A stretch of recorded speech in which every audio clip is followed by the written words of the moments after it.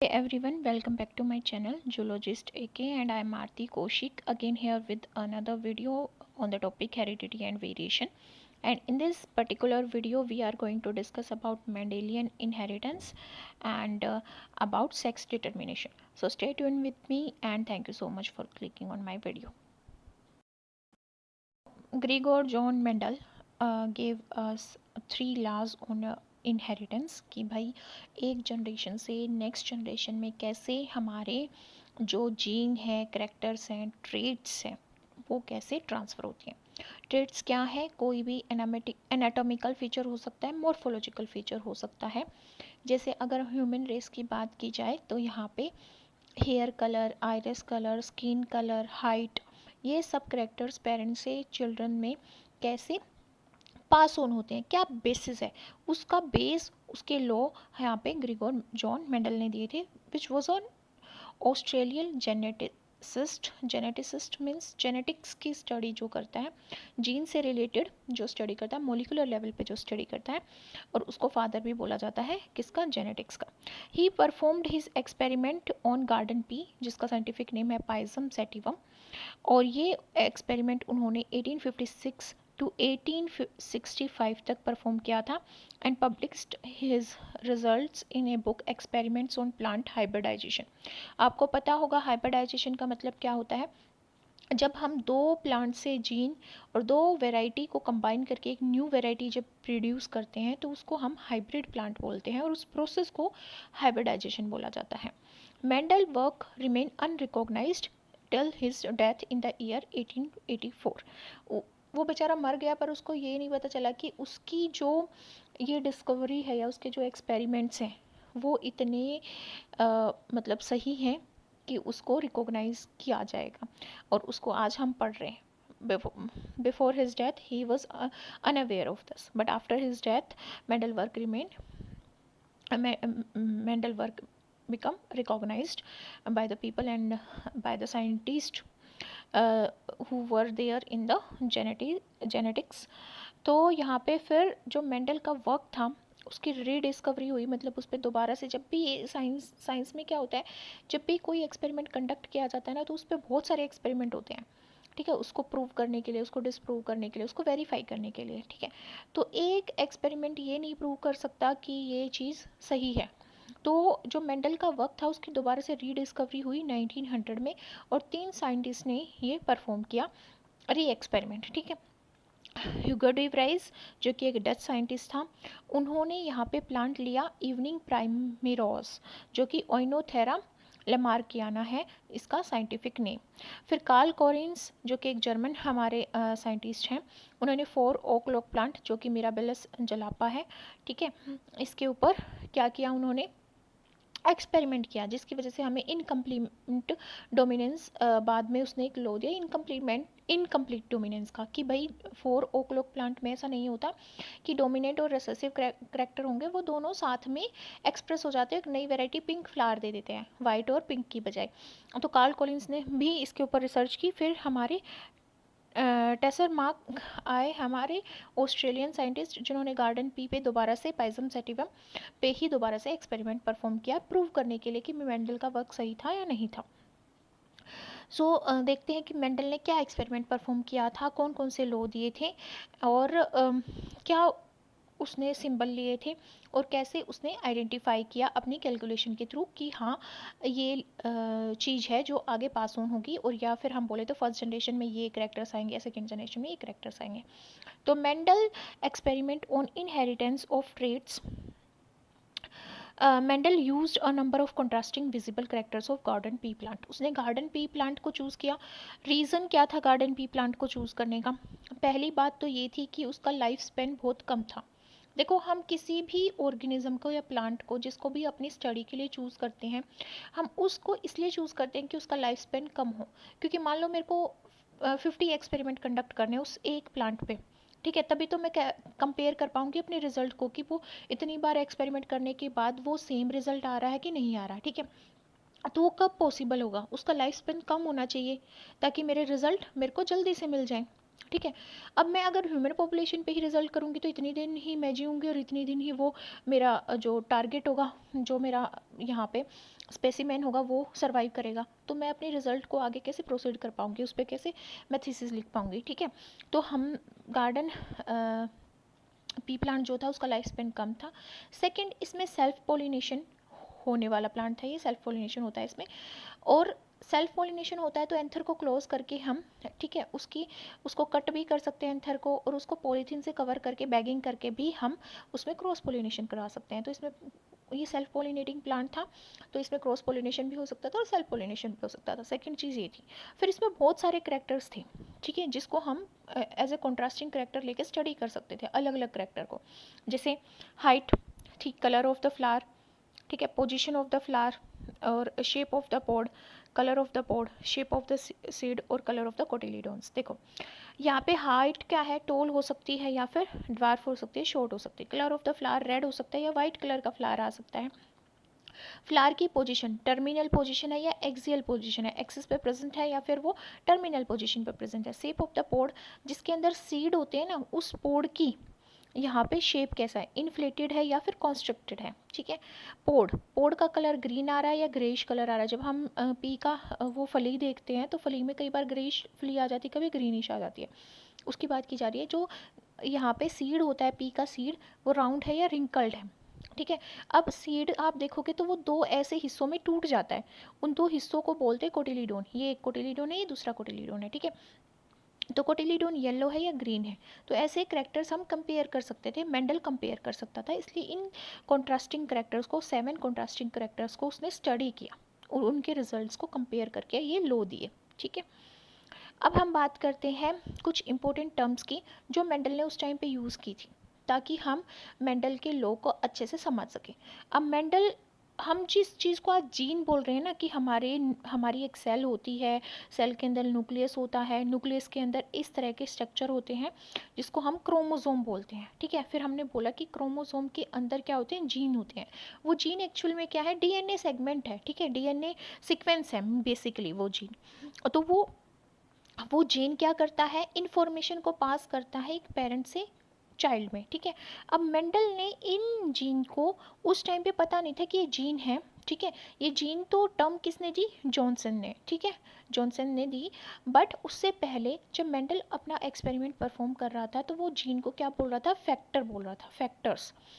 Allele क्या होती है, देखो एक जीन होता है, अगर मैंने बोला यहाँ पे एक जीन है मेरा आई कलर के लिए, ठीक है, मैंने एक बोला कि एक जीन है मेरा स्किन कलर के लिए, ठीक है, स्किन कलर के लिए। तो यहाँ पे जो एक जीन है ना, उसके दो अल्टरनेटिव फॉर्म्स होती हैं। मैंने क्या वर्ड यूज़ किया है, अल्टरनेटिव फॉर्म्स। अल्टरनेटिव मतलब अलग अलग दो फॉर्म होती हैं। जैसे मैंने आई कलर के लिए बोला तो मैं कह सकती हूँ कि एक रेड है और एक मेरा ग्रीन है। तो एक के लिए मैं स्मॉल आर यूज़ कर रही हूँ और एक के लिए मैं कैपिटल आर यूज़ कर रही हूँ। मतलब एक जीन कंसिस्ट करता है 2 एलील। तो ये एक एलील है, ये दूसरी एलील है। तो यहाँ पे मेंडल के जो हमारे लॉ हैं उसको समझने के लिए हमें इस टर्म को समझना पड़ेगा। देखो allele, 2 alternate forms of A factor. Factor क्या है, जीन, एक जीन की 2 alternate form which control the contrast in character. Contrasting है कि भाई जैसे एक टॉल के लिए है, एक स्मॉल के लिए। मेंडल ने यहाँ पे हाइट को डिस्कस किया था, तो हाइट के लिए एक या तो टॉल हाइट हो सकती है या फिर हमारी क्या हो सकती है, स्मॉल हो सकती है, ठीक है। तो अगर मैंने टी और टी लिख दिया, इसका मतलब क्या है, मेरा प्लांट टॉल है। तो यहाँ पे ये एक जीन है, ये क्या है, एक सिंगल जीन। बट यहाँ पे 2 टी यूज़ किए, मतलब 2 एलील हैं ये। तो एक जीन की 2 एलील होती हैं और दोनों अल्टरनेट होती हैं। या फिर मैं कैपिटल टी और स्मॉल टी लिख सकती हूँ, या फिर मैं स्मॉल टी लिख सकती हूँ, ठीक है। तो ये और ये क्या होगी, अल्टरनेट फॉर्म्स होगी एक एलील की, ठीक है, एक जीन की एलील की। तो इस तरह से एक जीन एक्सप्रेस होता है, ठीक है। अब F1 क्या है, F1 होती है फर्स्ट फ्लाइल जनरेशन। मान लो यहाँ पे 2 पेरेंट्स हैं, उन 2 पेरेंट्स की ये एक पहली जनरेशन आई। मेरे पेरेंट्स की, मैं पैदा हुई बेटी, तो मैं क्या हूँ, F1 जनरेशन। मतलब अगर स्टडी मेरे फादर और मदर वाली जनरेशन से की जा रही है तो मैं पहली जनरेशन होंगी, ठीक है, फर्स्ट फिलाइल जनरेशन। और मेरे बाद जो मेरे बच्चे होंगे that will be the second filial generation, F2 generation. अब डोमिनेंट ट्रेट क्या होती है, ये वो एलील होती है which is expressed in the hybrid. Hybrid कैसे, मैंने यहाँ पे एग्जाम्पल लिया कैपिटल टी का, कैपिटल टी स्मॉल टी का, एंड स्मॉल टी का, ठीक है। ये जो प्लांट्स होंगे ये टॉल होंगे, ये जो प्लांट्स होंगे ये ड्वार्फ होंगे, और ये जो प्लांट्स होंगे ये भी क्या होंगे, टॉल होंगे। अब आप बोलोगे यहाँ पे तो हमारे पास क्या है, स्मॉल टी भी है और कैपिटल टी भी है। तो अगर हम एलील के अकॉर्डिंग देखें तो हमें पता है कि हाइट के लिए कैपिटल टी होती है और ड्वार्फनेस के लिए, शॉर्टनेस के लिए क्या होती है, स्मॉल टी होती है। तो इसका मतलब capital T and small T जो कि एक हाइब्रिड वेराइटी है, उसके लिए तो यहाँ पे क्या आना चाहिए, हाइब्रिड के लिए तो यहाँ पे एवरेज हाइट आनी चाहिए, ठीक है। बट एवरेज हाइट ना आके यहाँ पे क्या आई, टॉल हाइट आई। अब इसने यही बोला है कि वो एलील जो एक्सप्रेस होगी, तो यहाँ पे कौन सी एक्सप्रेस हुई, कैपिटल टी एक्सप्रेस हुआ, जिसकी वजह से इस हाइब्रिड कंडीशन में भी प्लांट क्या हुआ, टॉल हुआ। तो उसने बोला the allele which is expressed in the hybrid, ऐसी एलील जो हाइब्रिड में भी एक्सप्रेस होगी उसको हम क्या बोलते हैं, डोमिनेंट एलील। तो यहाँ पे जो कैपिटल टी है वो क्या है, डोमिनेंट है, किसके ऊपर, स्मॉल टी के ऊपर। इसीलिए तो स्मॉल टी ने अपना करेक्टर एक्सप्रेस नहीं किया, जिसकी वजह से हमारा प्लांट क्या आया, टोल आया, एवरेज हाइट का नहीं आया। दूसरी बात की है इसने रिसेसिव ट्रेट की। अब रिसेसिव ट्रेट में देखो आप, रिसेसिव ट्रेट में देखो, the allele which remain suppressed in the recessive, sorry suppressed जो रहती है इज कॉल्ड रिसेसिव। जैसे यहाँ पे ये सुप्रेस रहेगी, स्मॉल टी कैसे सुप्रेस रहेगी, अपने अपने इन्फॉर्मेशन को पास नहीं कर पाई, अपने आप को एक्सप्रेस नहीं कर पाई। अगर अपने आप को एक्सप्रेस कर पाती तो हाइट आती एवरेज, पर यहाँ पे हाइट क्या आई, टोल। तो ये अपने आप को एक्सप्रेस नहीं कर पा रही है, ये सप्रेस्ड कंडीशन में है, इसीलिए कौन सी एलील है, recessive allele. A single copy of dominant allele is enough to show dominant character. जैसे यहाँ पे कैपिटल टी और स्मॉल टी था, बट ये अपने आप को एक्सप्रेस करके टोल प्लांट दे रहा है, तो एक एलील ही इनफ है डोमिनेंट करेक्टर को शो करने के लिए। While both copy must present to express the recessive character, but दोनों ही कॉपी चाहिए रिसेसिव के लिए। जैसे small T and small T होगा तभी ये कैसा प्लांट दे पाएगी, ड्वार्फ या शॉर्ट हाइट वाला प्लांट। इसका मतलब क्या है, ये सिर्फ रिसेसिव कंडीशन में ही क्या कर सकती है अपने, या फिर रिसेसिव कंडीशन में नहीं, होमोलोगस कंडीशन में ही अपने आप को क्या कर सकती है, एक्सप्रेस कर सकती है। मैंने यहाँ पे बोला है होमोलोगस, और एक होता है हेट्रोलोगस, हेट्रोलोगस। इसका मतलब क्या होता है, देखो अगर होमो है इसका मतलब स्मॉल टी या कैपिटल टी, मतलब दोनों एलील सेम हो।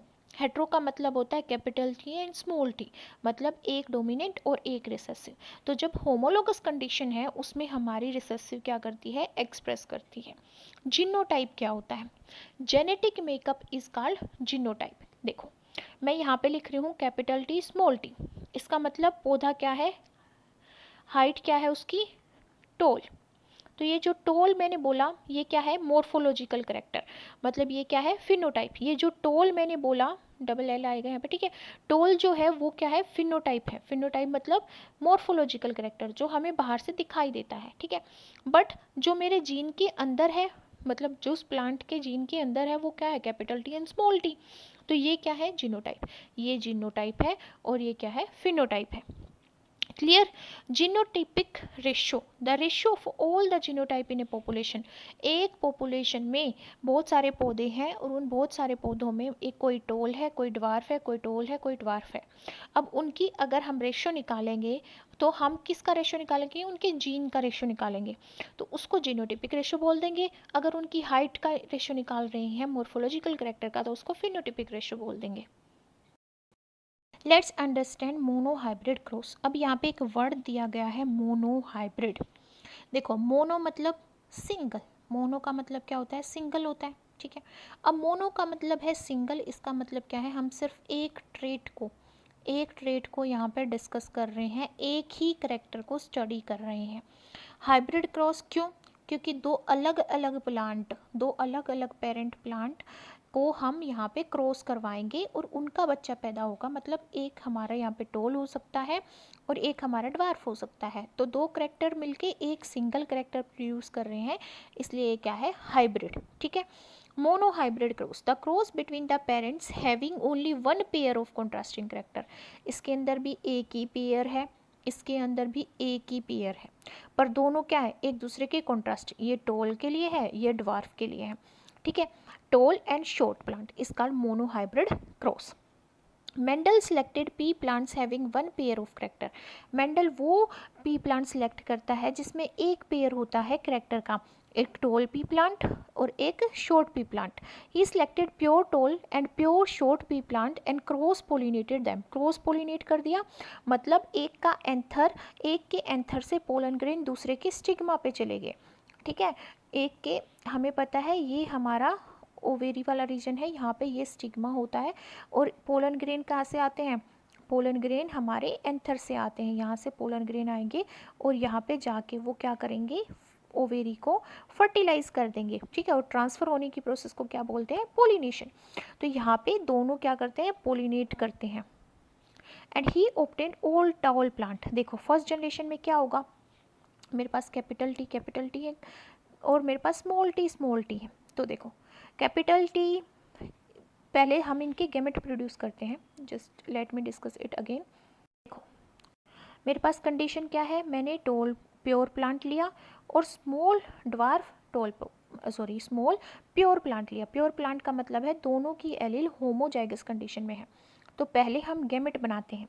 गैमेट क्या होते हैं, गैमेट यहाँ पे पोलन ग्रेन होगा और यहाँ पे क्या होंगे, ओविल, ठीक है। ओवेरी के अंदर जो है वो क्या है, ओव्यूल भी हमारा क्या है यहाँ पे, गैमेट। जैसे अगर ह्यूमन बीइंग की बात करी जाए तो sperm is a gamete and ओवा इज ए गैमेट, तो यहाँ पे भी सेम होगा। तो गैमेट बनेगा तो एक ही तो करेक्टर आएगा गैमेट के अंदर, ठीक है, या तो टी या ये टी, ठीक है। यहाँ पे भी या तो ये टी वाला आएगा या फिर ये टी वाला आएगा, ठीक है। अब इनके बीच में क्रॉस होगा, या तो ये इसके साथ क्रॉस कर सकता है या ये इसके साथ क्रॉस कर सकता है, ठीक है। तो कैपिटल टी स्मॉल टी, ठीक है। अब ये इसके साथ क्रॉस करेगा तो कैपिटल टी स्मॉल टी। अब ये वाला या तो इसके साथ कर सकता है कैपिटल टी स्मॉल टी, या फिर ये वाला इसके साथ कर सकता है capital T and small T, समझे। तो जितने भी प्लांट आए वो सारे क्या आए, हाइब्रिड। हाइब्रिड मतलब हेट्रोजाइगस कंडीशन में। हेट्रो क्यों, एक टॉल के लिए एलील है, एक ड्वार्फ के लिए एलील है, पर हमें पता है यहाँ पे डोमिनेंट क्या है, टॉल, क्योंकि ये हमारी हेट्रोजाइगस कंडीशन में अपने आप को एक्सप्रेस कर सकती है और हाइट दे सकती है टॉल, पर ये हमारे अपने आप को एक्सप्रेस नहीं कर सकती और ड्वार्फ प्लांट प्रोड्यूस नहीं कर पाती, इसलिए ये क्या है, रिसेसिव एलील। यहाँ पे आ गया हमारा F1 जनरेशन में मोनोहाइब्रिड। मोनोहाइब्रिड मतलब एक एक करेक्टर को हमने यहाँ पे क्या किया है, डिस्कस किया है, और वो एक करेक्टर क्या है, हाइट। और हमारा यहाँ पे क्या आया है, प्लांट हाइब्रिड टॉल। अब ये भी अपने गैमेट बनाएगा। गैमेट क्या बनाएगा, या तो अपना ये कैपिटल टी दे सकता है या फिर अपना स्मॉल टी दे सकता है, ठीक है। अब हमने क्या किया, यहाँ पे इसी को इसी के प्लांट से क्या कर दिया, यहाँ पे क्रॉस करवा दिया, सेल्फ पोलिनेट करवा दिया। देखो when the first generation plant were self pollinated, he obtained tall and dwarf plant in the ratio 3:1. Let's discuss it. हमारे पास क्या है, हाइब्रिड है, capital T small T, capital T small T.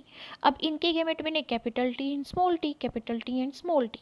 अब मैं इसको क्रॉस करवाऊंगी इसके साथ तो कैपिटल टी आ जाएगा, इसको इसके साथ करवाऊंगी तो कैपिटल टी स्मॉल टी आ जाएगा, इसको इसके साथ करवाऊंगी तो कैपिटल टी स्मॉल टी, इसको इसके साथ करवाऊंगी तो स्मॉल टी।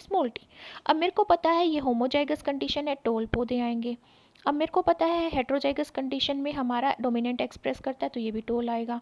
इसको पता है मेरे को रिसेसिव है और होमोजाइगस कंडीशन में, तो यहाँ पे क्या आएगा, ड्वार्फ। तो रेशियो क्या आया, मेरे पास 3 तो मेरे पास टॉल है और एक मेरे पास क्या है, ड्वार्फ।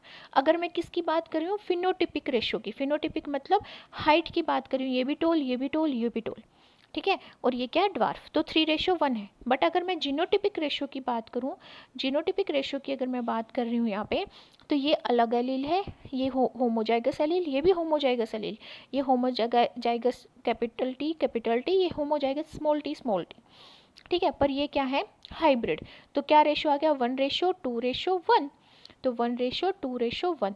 तो यहाँ पे जीनोटिपिक रेशियो क्या है, 1:2:1, और हमारा मॉर्फोलॉजिकल फिनोटिपिक जो रेशियो है वो क्या है, 3:1।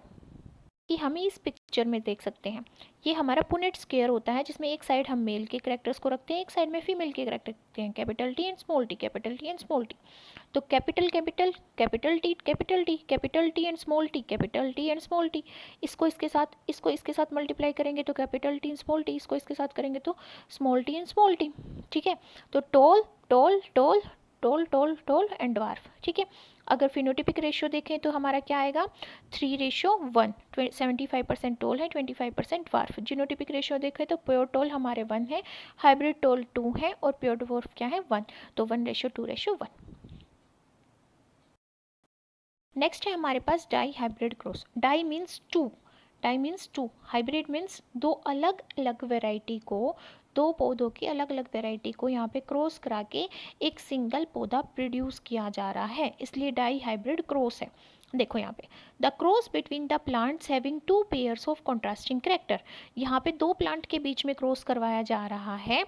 दो प्लांट्स हैं, एक ये प्लांट है और एक ये प्लांट है। ठीक है, दो प्लांट हैं जिनको क्रॉस किया कराया जा रहा है और उनके कॉन्ट्रास्टिंग करेक्टर्स जो डील किए जा रहे हैं वो दो हैं, एक तो शेप, दूसरी कलर ऑफ द सीड। एक तो किसकी शेप है, यहाँ पे सीड की शेप है, दूसरा क्या है, सीड का कलर है। तो दो करेक्टर हो गए, एक सीड की शेप, एक सीड का कलर। तो सीड का जो यहाँ पे देखो, यहाँ पे कैपिटल आर किसको डिनोट कर रहा है, dominant allele for seed shape, seed की शेप मतलब राउंड है। ठीक है, कैपिटल आर।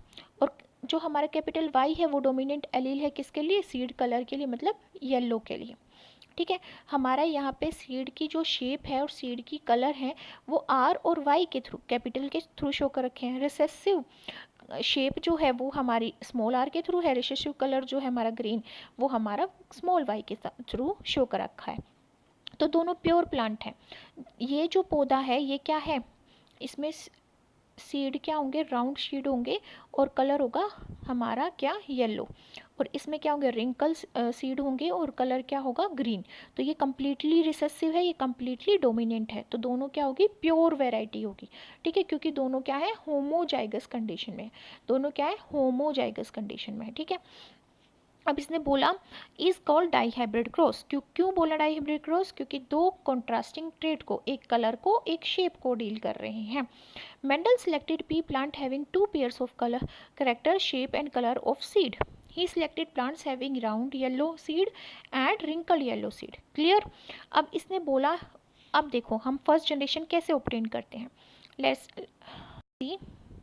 देखो एक हमारे पास क्या था, capital R capital R capital Y capital Y, एक था हमारे पास small R small Y small Y small Y. ठीक है, अब ये हमारे पास क्या था, round and yellow, round and yellow था। ठीक है, अब ये हमारे पास क्या था, रिंकल्ड, जिसमें झुर्रियाँ पड़ी होती हैं, रिंकल्ड एंड ग्रीन। ठीक है, अब देखो इसके गेमेट और इसके गेमेट कैसे बनेंगे, मैं यहाँ पे गेमेट की बात करूँ, गेमेट कैसे बनेंगे, कैपिटल आर आ सकता है, कैपिटल वाई आ सकता है, कैपिटल आर आ सकता है, कैपिटल वाई आ सकता है, स्मॉल आर आ सकता है, स्मॉल वाई आ सकता है, या फिर स्मॉल आर आ सकता है, स्मॉल वाई। यही तो ऑप्शन है हमारे पास कि जो भी गेमेट बनेंगे उनमें ये एलील आएगी।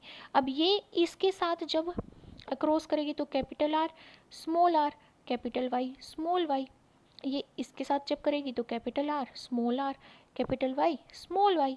यहाँ पे भी क्या आएगा, same, capital R capital Y small Y. यहाँ पे भी कैपिटल आर स्मॉल आर, इसको इससे करेंगे जब तो कैपिटल वाई स्मॉल वाई। तो सारे के सारे क्या आ गए मेरे पास, हाइब्रिड वेराइटी आएगी, सारी की सारी क्या आ गई, हाइब्रिड वेराइटी। देखो यहाँ पे अब मेरे पास F1 जनरेशन में क्या आ गई, सारी की सारी हाइब्रिड आ गई।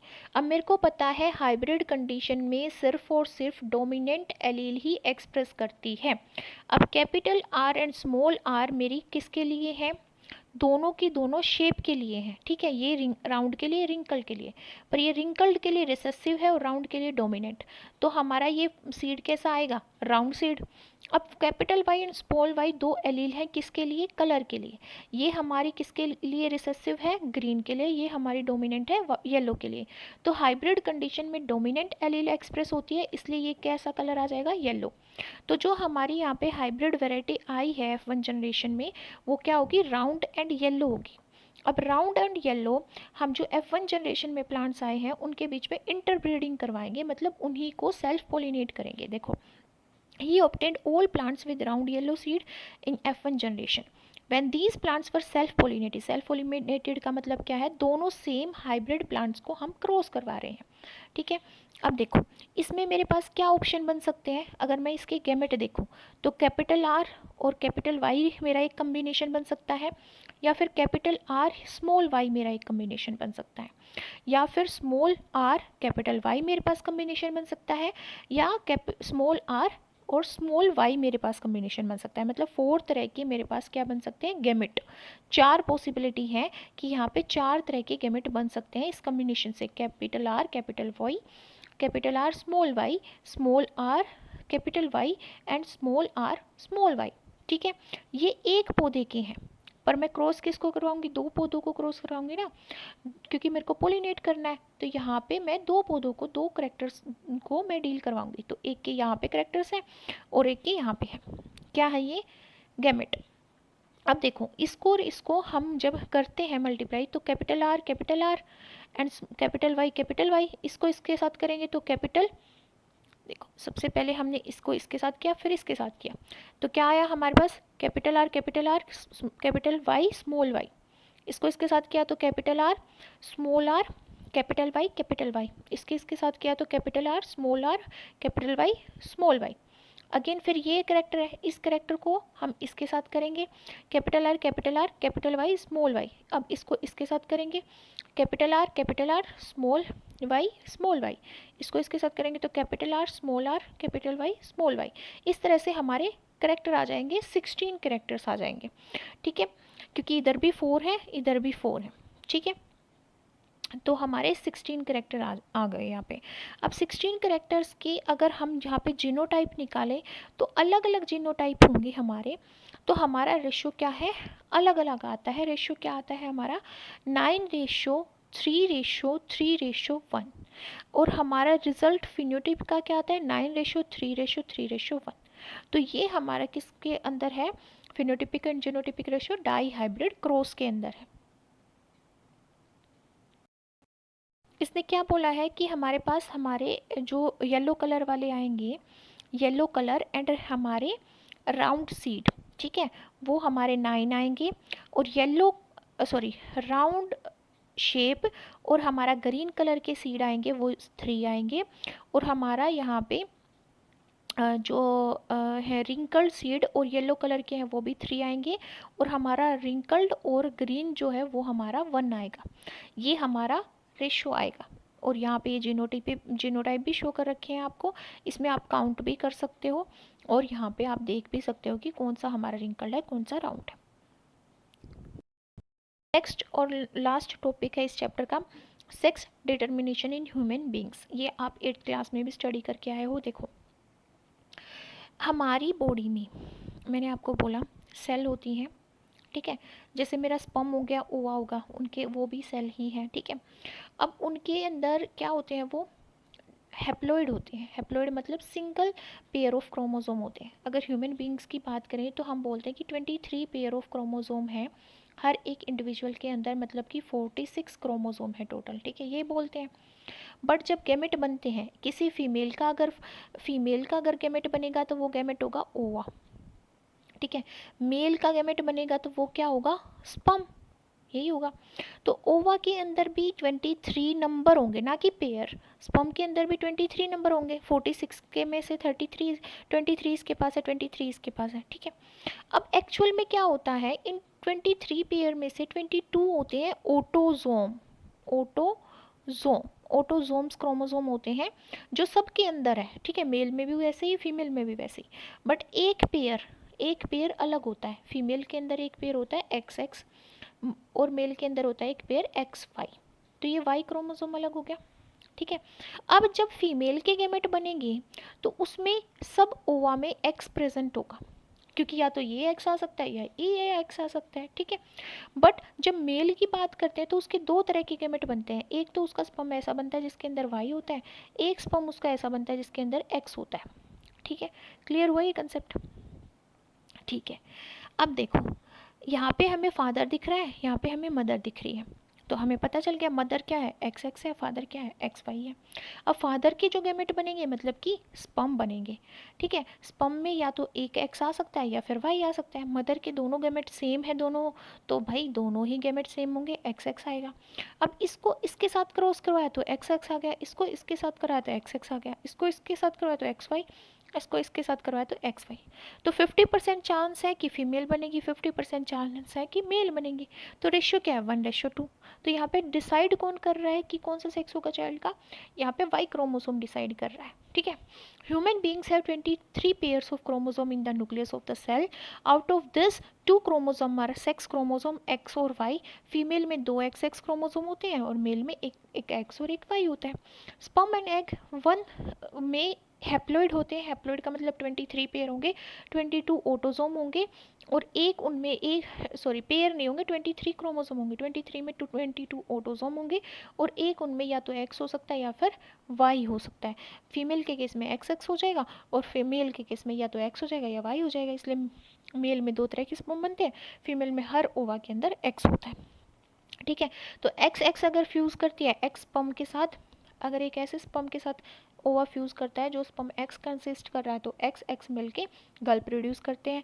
अगर भाई ऐसा स्पर्म जिसमें वाई हो वो एक्स वाले ओवा के साथ यहाँ पे फ्यूज़ करेगा तो एक्स वाई बन जाएगा, मतलब कि मेल चाइल्ड बन जाएगा, बॉय चाइल्ड बन जाएगा।